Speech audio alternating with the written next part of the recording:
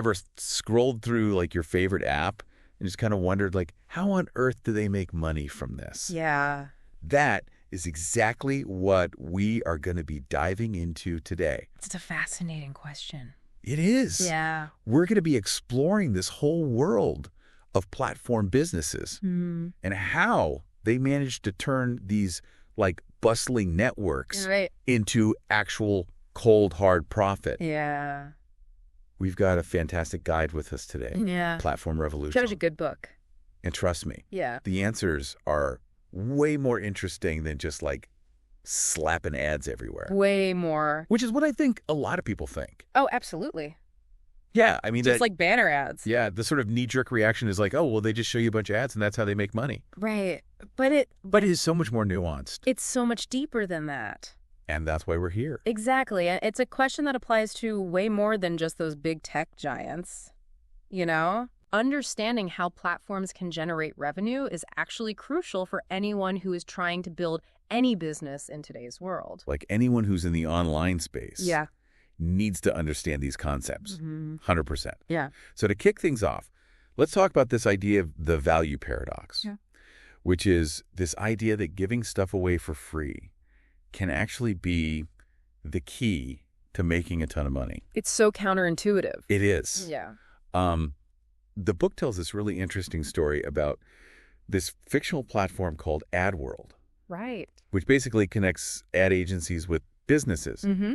And the founders, like, initial instinct was to charge both sides just for joining. Yeah, classic mistake. It's like you walk into a store and there's just a big cover charge to even walk in. Exactly. Like you're putting up a closed sign in your storefront before you even let people see what you're That's just the wrong approach. And to understand why it backfires so badly, we really need to grasp how platforms generate value in the first place. And it's not about selling a product. It's about providing access. Okay, so let's unpack that access. Yeah. What kind of access are we talking about here? So there are actually a few different kinds. Okay. One of them is access to value creation. Okay. So think about platforms like YouTube or Skillshare.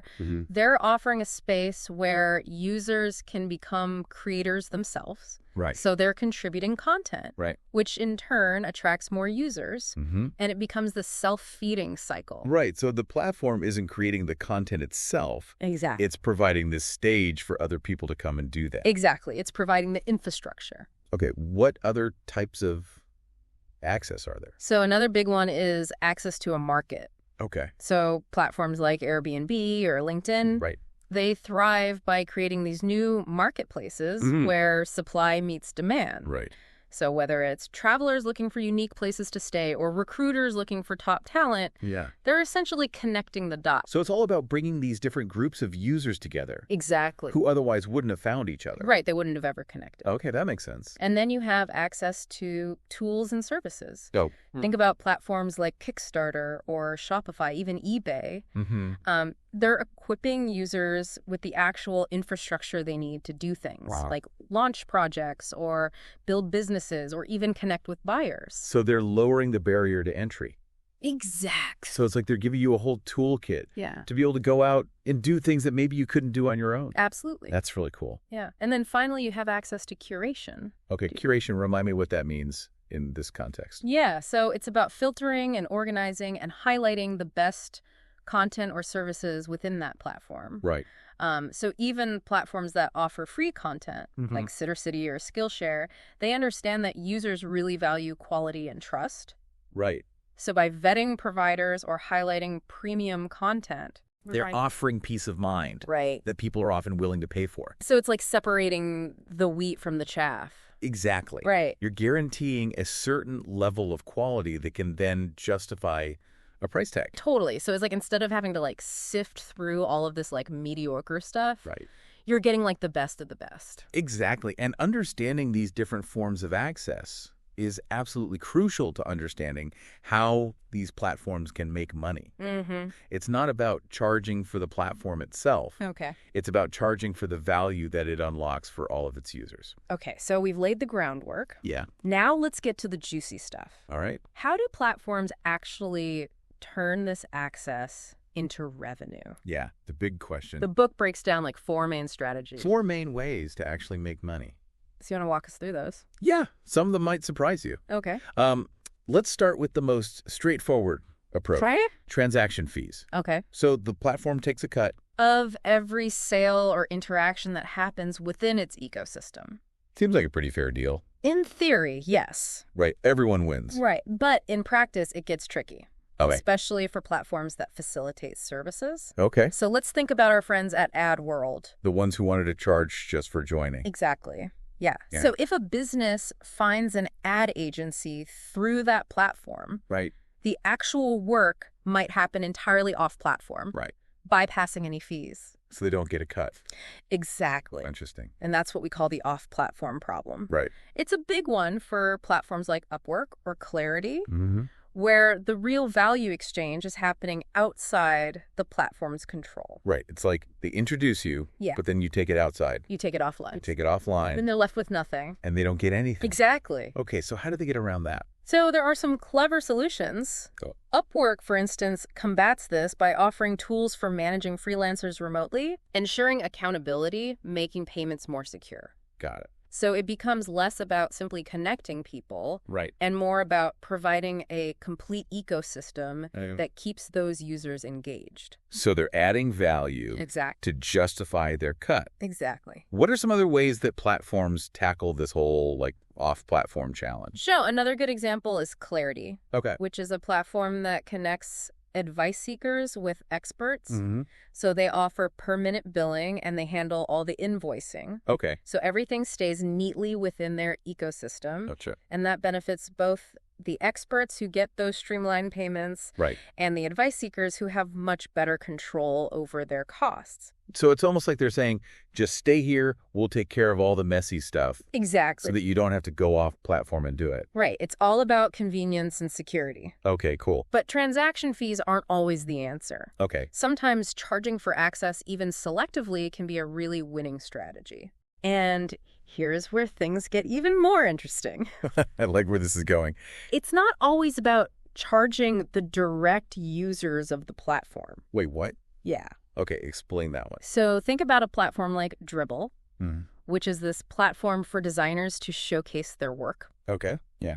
They don't charge designers to join, but they charge companies who want to post job listings. Oh, interesting. So they're monetizing access to a valuable community. So they're not selling to the designers. Yeah. They're selling to the people who want to reach the designers. Exactly. That's really clever. Yeah, and it benefits both sides. Okay. Designers get job leads, and companies get access to this amazing pool of talent. Right. It's a win-win. It's a win-win baked right into the model. Yeah, and this sounds a lot like how LinkedIn makes money, right? It's absolutely. By charging recruiters to have access to their network of professionals. Exactly. And by doing so, they incentivize users to keep their profiles updated. Right. So it makes the platform even more valuable to recruiters. It's this self-fulfilling prophecy. It's a beautiful self-reinforcing cycle. I like that. Yeah. Okay, so we've covered transaction fees and charging for access. What's next on this monetization menu? So next up, we have charging for enhanced access. Okay. This is where things get really strategic. Ooh, I'm intrigued. Yeah, so this strategy is all about giving users the option to pay to stand out, to stand out from the crowd. So think about Yelp's premium listings for businesses. Right. Or Google AdWords, where companies can buy higher placements in the search results. So it's like you're paying for that VIP pass. Exactly. Within the platform. Yeah, and it makes sense because some users, especially businesses, are willing to pay for that extra visibility and reach. Sure. But there's a fine line here. Okay. Platforms need to be very careful not to overdo it. Right, because if everyone is shouting, no one gets hurt. Exactly. If too many people are paying for enhanced access, it dilutes the value for everyone. And it can actually harm the user experience. So it's about finding that sweet spot. Yeah. Between generating revenue and maintaining a good experience for everyone. It's a balancing act. Got it. Yeah. Okay, so far we've got transaction fees, charging for access, and charging for enhanced access. Right. What's the final piece of this monetization puzzle? All right, so the final strategy is charging for enhanced curation. Okay, curation. Remind me what that means again. Yeah, so curation is all about filtering, organizing, highlighting the best content or the best services within a platform. Right. And in this case, users are paying for a guarantee of quality. Okay, so they're essentially saying, I'm willing to pay to not have to, sift through all the junk. Exactly. Yeah. So a good example of this is Skillshare. Okay. They initially used a transaction fee model where students paid per course, but they shifted to a subscription model, offering unlimited access to curated high-quality courses for a monthly fee. Got it. And this aligns incentives beautifully. Students get more value, they explore more courses, and teachers get paid based on subscriber engagement. Oh, that's cool. It's a win-win-win. That's like a positive ripple effect. Yeah. From shifting that monetization model. Yeah. It's really cool. Yeah. Another good example is Sitter City, where parents pay a subscription fee for access to this network of screened babysitters. Right. So that fee is justified because they're paying for peace of mind. For sure. They know that Sitter City has already done all the vetting for them. Right. It's like that extra layer of trust and quality assurance. Exactly. Okay, so we've covered the 4 ways that platforms can make money. We did it. Transaction fees, charging for access, charging for enhanced access, and charging for enhanced curation. Nailed it. But there's another layer to this whole monetization puzzle that we really need to unpack. Oh, yeah. And that's the question of whom to charge. Yeah. Because a platform might have multiple types of users, each playing a different role and bringing different value to the table. Absolutely. So how do you decide who pays and who gets to enjoy the free ride? It's a great question, and it's more complicated than you might think. Okay, so let's dig into that right after this quick break. Okay, so we've established that platforms have all these different levers they can pull when it comes to monetization. But this question of whom to charge is super intriguing. It is, yeah. It's like you're playing this strategic game of chess. Oh, absolutely. It's all about strategy. Right. Deciding who pays and who gets to enjoy that free ride can really make or break a platform. Totally. So let's start by busting a myth. Okay. Is charging anyone at all automatically a bad thing? That's a great question. And I think the answer might surprise some people. Okay. It's not necessarily bad to charge. Really? Because I always thought the goal is to get as many users as possible. Right. And charging seems like the opposite of that. It can be, but think about exclusive clubs in the real world. Okay. Like country clubs or high-end gyms. Okay. Their hefty membership fees are actually part of their allure. Right. Exclusivity creates a sense of belonging and a shared commitment. So you're paying for that curated experience. Exactly. Like that community of like-minded people. It's a built-in filter. Yeah. And some online platforms use this strategy too. Okay, like what? So there's Carbon NYC. Okay. It's a social network for multimillionaire residents of New York City. Ah. They charge all members. Okay. And that shared financial stake strengthens the network effects. So it's they all have skin in the game. Exactly. Okay, but this probably only works for very specific niches, right? Yeah, you're right. It's not a one-size-fits-all solution. Right. Often a more nuanced approach is needed. Okay. And sometimes platforms actually thrive by charging one side of the market while subsidizing the other. Like ladies' night at a bar. That's a great analogy. Right? The women get in for free. Yep. Which attracts more men who are more likely to spend money. Exactly. And it's the same principle with online dating sites. Go. They often offer free or discounted memberships to women, which attracts more men who are then willing to pay to access that larger pool of potential matches. So it's a strategic play to boost those overall network effects. Exactly. By subsidizing one side, they make the platform more attractive for everyone. Interesting. And sometimes it even makes sense to focus on attracting specific individuals who hold a lot of influence. Individuals, what do you mean? We call them stars. Stars. Okay, like celebrities. Not necessarily celebrities in the traditional sense. Okay. But users whose presence attracts others. Okay. So think top-rated teachers on Skillshare. Right. Or really successful campaign creators on Indiegogo. Platforms often offer them perks or even financial incentives to woo those stars. So it's like how malls will offer sweet deals to big-name retailers.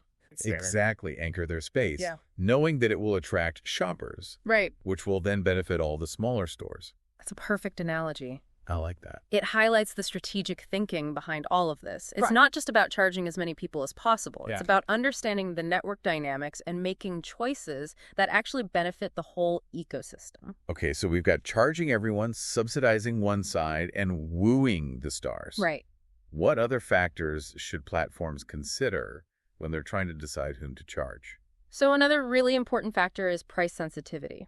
Okay. Platforms need to understand which user groups are most likely to balk at fees and potentially jump ship. Right.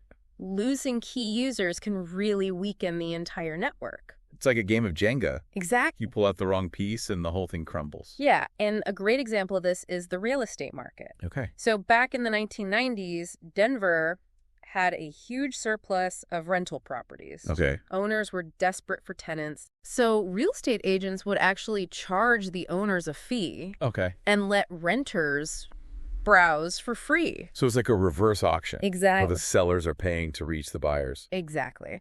But in Boston, with a shortage of rentals, the situation was completely flipped. Okay. Agents charged renters. Got it. While landlords got to list for free. So the landlords held all the power. They did. Because they knew that their properties would get snapped up.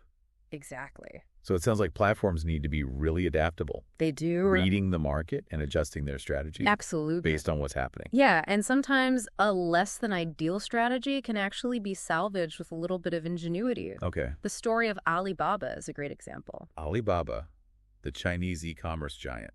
That's the one. Okay, I'm intrigued. Tell me more. So in its early days, Alibaba couldn't reliably track online transactions. Oh, wow. Because of technical limitations. Oh, yeah. Charging transaction fees like Amazon or eBay was impossible. So they had to get creative. They did. CEO Jack Ma decided to charge membership fees instead. Oh. Even knowing that this could potentially discourage users. Right. But here's the brilliant part. All right.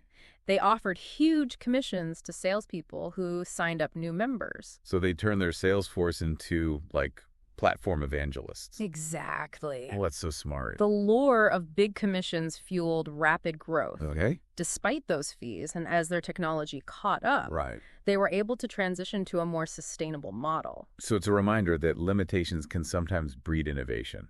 They can indeed. But even with like a solid strategy, transitioning from free to fee is tricky business. Oh, it is. A lot of platforms have really stumbled by monetizing too early or too aggressively. Remember MySpace? Oh, yeah. They flooded their platform with ads and all these paid features. Yeah. Prioritizing short-term gains over the user experience. Totally. And it backfired. Oh, it backfired spectacularly. Users fled to Facebook, which offered a cleaner, more user-friendly experience.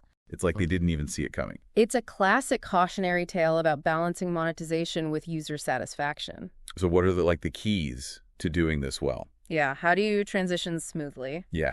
So first and foremost, never charge for something that users were previously getting for free. Right. That just breeds resentment and distrust. Like changing the rules of the game in the middle of the game. It's not going to make anyone happy. Yeah. Second, focus on adding new value that justifies the cost. Okay. So Skillshare, for example, didn't just eliminate the option to buy individual courses. Right. They added a more valuable subscription option. So it's about giving users choices. Exactly. And making that paid option compelling. Yeah. Without taking away something that they already loved. Right. And another crucial tip, design your platform with monetization in mind from the very start. Okay. Retrofitting it later can be really messy. Yeah. And compromise the whole user experience. It's like building a house without a blueprint. Yeah. Right. You might end up with a structure that just doesn't work. Yeah. And then you're stuck. Right. Yeah. So we've covered a lot of ground today. We have. We've explored this whole idea of the value paradox. Right. Different monetization strategies. Yeah. The strategic considerations of whom to charge. Mm-hmm. And we've seen how platforms can really adapt and innovate even when faced with limitations. And one of the biggest takeaways for me is just this idea of prioritizing the user experience. Absolutely. Like even when you're monetizing, you've got to make sure that you're delivering value and fostering a sense of community. Right. It can't just be about extracting money from people. Yeah. It's about creating something that people genuinely want to be a part of. Totally. And I think that's what separates the successful platforms from the ones that just fizzle out. Absolutely. It's that understanding that it's not just a transaction. Right. It's a relationship. It's about building something sustainable. Yeah. That benefits everyone involved. Totally. Yeah.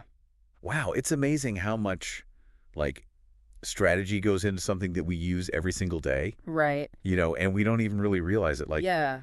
I'm looking at my phone right now. Totally. And I'm just like, oh my gosh, this whole deep dive has given me a completely different perspective. It really does. On all these apps that I use. It's so easy to take them for granted. Totally. But when you start to understand, the mechanics behind them, It really does change how you see things. Yeah, and it makes you realize that they're not just these neutral tools. Right. The way that they choose to make money has such a huge impact on our experience and even society as a whole. Absolutely. I mean, think about it. Yeah. Platforms like Google, Facebook, Amazon, they're not just businesses. Right. They literally shape how we connect, how we consume information. Yeah. Even how we think. It's like they've become these powerful gatekeepers. Yeah. Right? They control what we see, how we interact with the world. Exactly. And that's why this question of who benefits from these platforms and who pays the price is more important now than ever. So it's not just about making a profit. Right. It's about making responsible choices that benefit everyone. Exactly. And that's something that we all need to be thinking about. Not just the people who are building these platforms, but us as users too. So what do you mean by that? So every time we use a platform, we're participating in this value exchange. Okay. We're giving them our attention, our data, our time. Right. And they're giving us access to information, connections, services. So it's like a two-way street. Exactly. But I think we often forget that. We do. We don't always think about it that consciously. Right. And that's why it's so important to be aware of how these platforms operate, how they make money, and what the implications are for us as individuals and as a society. So it's about being informed consumers. Yeah.